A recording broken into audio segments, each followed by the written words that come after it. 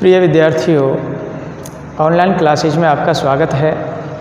देखो, ये हमारा कौन सा टॉपिक चल रहा है? सुमित्र नंदन पंत का चल रहा है और नौका विहार कविता से लिया गया है ये। तो आपको ये पहले ही पता है कि काफ़ी दिनों से ये टॉपिक चल रहा है। इसमें रात्रिकालीन गंगा की सुंदरता का वर्णन किया गया है। तो इसमें जो रात्रिकालीन गंगा की सुंदरता का वर्णन किया गया है, उसके प्राकृतिक परिवेश को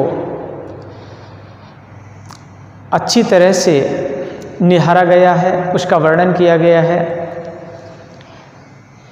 कि रात्रि के समय नौका विहार का चित्रण भी किया गया है कि रात्रि के समय गंगा में जब नौका विहार करते हैं तो उसका प्राकृतिक परिवेश कैसा दिखाई देता है, उसका इसमें वर्णन किया गया है।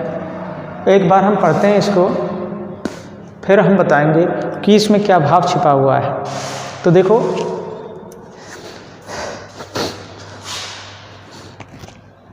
अब पहुंची चपला बीच धार, अब पहुंची चपला बीच धार, छिप गया चांदनी का कगार, दो बाहों से दूरस्थ तीर, धारा का कृष कोमल शरीर, आलिंगन करने को अधीर, अति दूर क्षितिज पर विटप माल, लगती भ्रू रेखा सी अराल, अपलक नभ नील नयन विशाल, माँ के ओर पर शिशुसा समीप, सोया धारा में एक द्वीप, उर्मिल प्रवाह को कर प्रतीप, वह कौन विहग क्या विकल को, की उड़ता हर ने का निज वजह शोक, छाया की कोकी को विलोक। तो देखो बच्चों, इसमें जो कठिन शब्दार्थ आए, पहले मैं उनसे आपको परिचित करा देता हूँ कठिन शब्दार्थों से। जब तक आप कठिन शब्दार्थ नहीं समझ पाओगे तो कविता भी नहीं समझ पाओगे, कविता का अर्थ नहीं समझ पाओगे आप। तो देखो, इसमें चपला का अर्थ, इस कविता के माध्यम से चपला का अर्थ बताया है नाव। क्या बताया? नाव। कगार जो शब्द आया है, कगार का अर्थ होता है किनारा, तट। क्या होता है? किनारा या तट।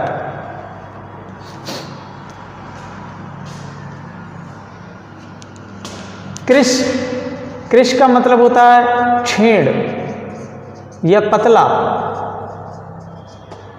छेड़ या पतला कृष का मतलब। अधीर कहते हैं जो धैर्य धारण नहीं करता है, उसमें धीरता नहीं होती है, उसे कहते हैं अधीर। धीरता ना होना, धैर्य ना होना, ऐसे कह लो आप। तो धैर्य ना होना। और देखो, क्षितिज कहते हैं जो धरती आकाश का जो मिला हुआ भाग होता है, ऐसा लगता है जैसे धरती आकाश का भाग मिला हुआ है, उसे बोलते हैं क्षितिज। विटप माने पेड़ पौधे होते हैं, विटप माल।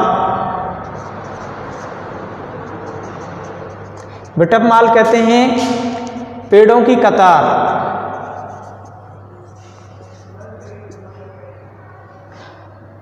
अराल का मतलब होता है टेढ़ी मेढ़ी।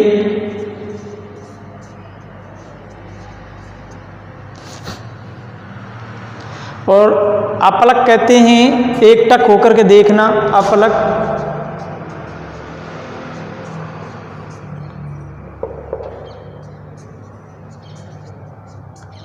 एक टक होकर।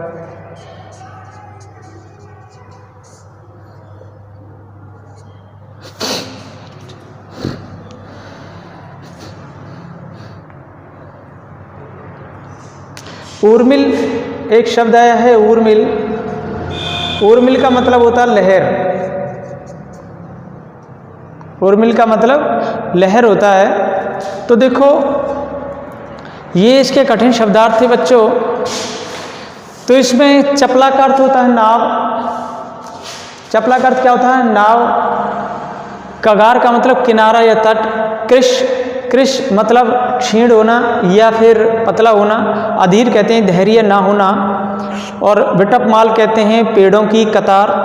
अराल माने टेढ़ी मेढ़ी। अपलक कहते हैं एकटक होकर के देखना। और ऊर्मिल माने, ऊर्मिल का मतलब होता है लहर, जैसे कि गंगा की लहर, समुद्र की लहर, किसी भी नदी की लहर, ये ऊर्मिल होता है। तो देखो बच्चों, पहले हम इसको पढ़ते हैं, पढ़ तो लिया, अब इसका अर्थ करते हैं। देखो पहले मैं ये बता देता हूँ, ये अवतरण कवि सुमित्रानंदन पंत द्वारा रचित नौका विहार कविता से उद्धृत है। इसमें उस समय इसमें रात्रिकालीन गंगा की सुंदरता का वर्णन किया गया है कि चांदनी की चमक से जो गंगा है, गंगा उसका चांदनी की चमक से गंगा का जो किनारा है वो नाव में बैठे हुए व्यक्ति को भी नहीं दिखाई देता है। इसमें रात्रि के समय नौका विहार का चित्रण किया गया है और उस गंगा का प्राकृतिक परिवेश कैसा है उसका भी यहाँ पर अच्छी तरह से चित्रण किया गया है। तो देखो, कवि ने रात्रि के समय नौका विहार का चित्रण करने के साथ साथ प्राकृतिक परिवेश का भी चित्रण किया गया है। तो देखते हैं कवि वर्णन करते हुए क्या कहते हैं इन पंक्तियों के माध्यम से। तो देखो, अब पहुंची चपला बीच धार, छिप गया चांदनी का कगार। देखो, चपला का अर्थ यह नाव बताया है। कवि सुमित्रानंदन पंत वर्णन करते हुए कहते हैं कि छोटी सी चंचल नाव गंगा नदी की धारा के बीच में पहुंची। एक छोटी सी चंचल सी नाव है जो गंगा नदी की धारा के बीच में पहुंची। अब पहुंची चपला बीचधार, वह गंगा नदी की धारा के बीच में पहुंची। कौन? नाव। छोटी सी नाव है, वो गंगा नदी के बीच में पहुंच जाती है। छिप गया चांदनी, उस समय चांदनी की चमक से जो गंगा है उस गंगा का उभरा हुआ रेतीला किनारा अदृश्य हो गया था, दिखाई नहीं दे रहा था। उस समय चांदनी की चमक से गंगा का उभरा हुआ जो रेतीला किनारा था वह दिखाई नहीं दे रहा था, अदृश्य हो गया था। क्योंकि जब हमारी छोटी नाव गंगा के बीच में पहुंच जाती है तो चांदनी की चमक से उसका जो उभरा हुआ जो रेतीला किनारा था गंगा का, वो दिखाई नहीं दे रहा था, वो अदृश्य था। दो भावों से दूरस्थ तीर धारा का कृष कोमल शरीर आलिंगन करने को अधीर। देखो, इसमें मानवीकरण अलंकार का प्रयोग किया गया है। यहाँ पर इसमें बताया गया कि उस समय गंगा की धारा, जो गंगा की धारा है, कुछ पतली सी व कोमल आकृति की लग रही थी। कृष का मतलब होता है पतली, कृष का मतलब पतली सी। उस समय जो गंगा की धारा है वह पतली सी और कोमल दिखाई दे रही थी, जिस प्रकार कोई नायिका पतली और कोमल होती है और अपनी भुजाओं को फैला देती है। तो उसी प्रकार गंगा की जो धारा थी कुछ पतली और कोमल आकृति की लग रही थी और उसके जो दूर दूर जो दोनों किनारे थे उसकी दो भुजाओं की तरह प्रतीत हो रही थी। दो भुजाओं की तरह प्रतीत हो रही थी। वो दो किनारे कैसे लग रही थी गंगा की? दो भुजाओं की तरह, जैसे कोई नायिका पतली हो और उसकी दो भुजाएं हों, दो बाहें हों। तो उसी प्रकार गंगा भी कुछ पतली सी दिखाई दे रही थी कम पानी की वजह से, और उसके दोनों किनारे हैं वे ऐसे दिखाई दे रहे थे जैसे कि उसकी दोनों बाहें हों, भुजाएं हों। आलिंगन करने को अधीर। और देखो, बहुत दूर क्षितिज पर वे ऐसे लग रही थी जैसे कि दोनों भुजाएं आलिंगन करने के लिए अधीर हो रही हैं। वे दोनों कैसे लग रही थी कि दोनों भुजाएं आलिंगन करने के लिए अधीर हो रही हों, मतलब दोनों भुजाएं मिलने के लिए धैर्य ही नहीं रख रही हैं और वो मिलना चाहती है। अति दूर क्षितिज पर विटप माल लगती भ्रू रेखा सी अराल अपलक नभ नील नयन विशाल। अति दूर क्षितिज पर विटप माल, कवि वर्णन करते हुए कहते हैं कि बहुत दूर क्षितिज पर, क्षितिज कहते हैं किसको, जहां धरती और आकाश का छोर मिला हुआ नजर आता है उसे कहते हैं क्षितिज। बहुत ही दूर क्षितिज पर पेड़ पौधों की कतार थी जो कि धरती पर टेढ़ी मेढ़ी लकीर की तरह प्रतीत हो रही थी। बहुत दूर पेड़ों की जो कतारें थी वे धरती पर टेढ़ी मेढ़ी सी प्रतीत हो रही थी, टेढ़ी मेढ़ी लकीर की तरह प्रतीत हो रही थी। कवि कहते हैं कि बहुत दूर क्षितिज पर पेड़ पौधों की जो कतारें थी जो कि धरती पर टेढ़ी मेढ़ी लकीर की तरह प्रतीत हो रही थी। अपलक नभ नील नयन विशाल, और कवि कहते हैं कि रात्रि के समय जो नीला आकाश है वह बिना पलक झपकाए निर्निमेष आंखों से, या फिर कह दो एकटक दृष्टिपात करने वाले विशाल नेत्र की तरह लग रहे थे।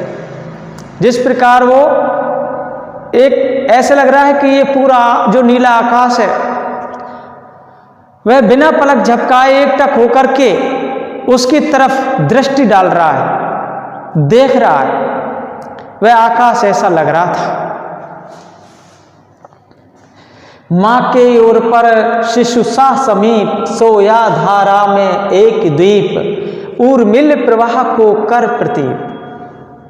देखो इसमें जो शिशु है, इस द्वीप को शिशु बताया गया है। इस पंक्ति में जो द्वीप है उसको शिशु बताया गया। कवि कहते हैं कि जिस प्रकार माँ के समीप, माँ के पास में उसका कोई छोटा बालक जो अबोध हो वह शांत मुद्रा में सोया हुआ है या सोया रहता है, शांत मुद्रा में सोया रहता है, उसी प्रकार गंगा नदी की धारा के मध्य भाग में एक छोटा सा द्वीप है। गंगा नदी की धारा के बीच में एक छोटा सा द्वीप है जो निश्चल पड़ा हुआ था, निश्चल पड़ा हुआ था, और वह नदी की धारा, नदी की जो तरंगें होती हैं, लहरें होती हैं, उस लहरों वाली धारा को रोकता है और रोक करके विपरीत दिशा में प्रभावित कर देता है, विपरीत दिशा में प्रवाहित कर देता है। अर्थात गंगा की धारा या प्रवाह के मध्य जो द्वीप बन गया था वह गंगा के प्रवाह को रोक रहा था। इस कारण गंगा की जलधारा विपरीत दिशा में बह रही थी। माँ के ओर पर शिशु सा समीप सोया धारा में एक द्वीप और मिल प्रवाह को कर प्रतीप। तो देखो इसमें ये बताया गया है कि जो शिशु, जो द्वीप है वो गंगा के पास शांत, जो गंगा में जो द्वीप दिखाई दे रहा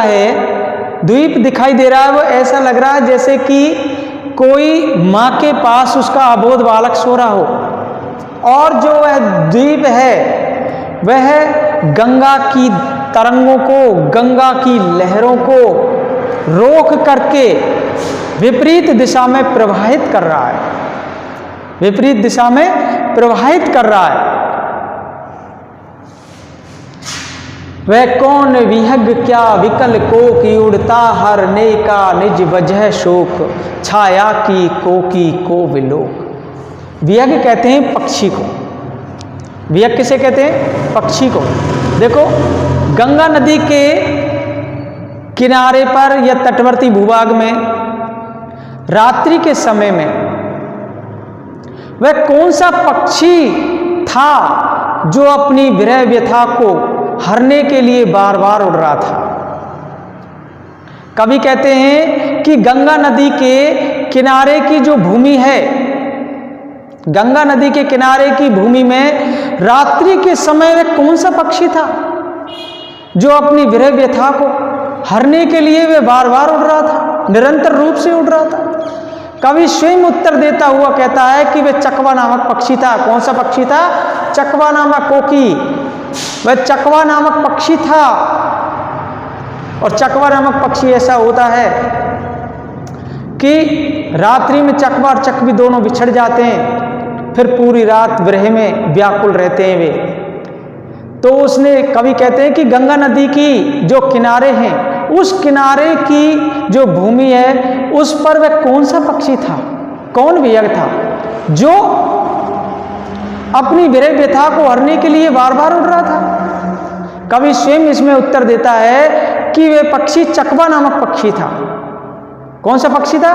चकवा नामक पक्षी था, जो कि अपने प्रियतम चकवी के बिछुड़ जाने पर वह अत्यंत व्याकुल हो रहा था। और अंधेरे में जो चकवी थी उसे काली छाया, चकवी की जो काली छाया थी उसे देखने से वह भ्रमित हो रहा था और बार बार इधर उधर उड़ता फिर रहा था, उड़ रहा था। चकवी की जो काली छाया थी उसे देखने में भ्रमित हो रहा था और निरंतर रूप से वह उड़ रहा था। तो देखो बच्चों, ये जो पद है इसमें मैंने बताया था कि रात्रि के समय नौका विहार का चित्रण किया गया है और गंगा की प्राकृतिक, गंगा का जो प्राकृतिक परिवेश है उसका इसमें श्रम्य वर्णन किया गया है। इसमें उपमा, रूपक, मानवीकरण, उत्प्रेक्षा आदि अलंकारों का प्रयोग किया गया है। धन्यवाद।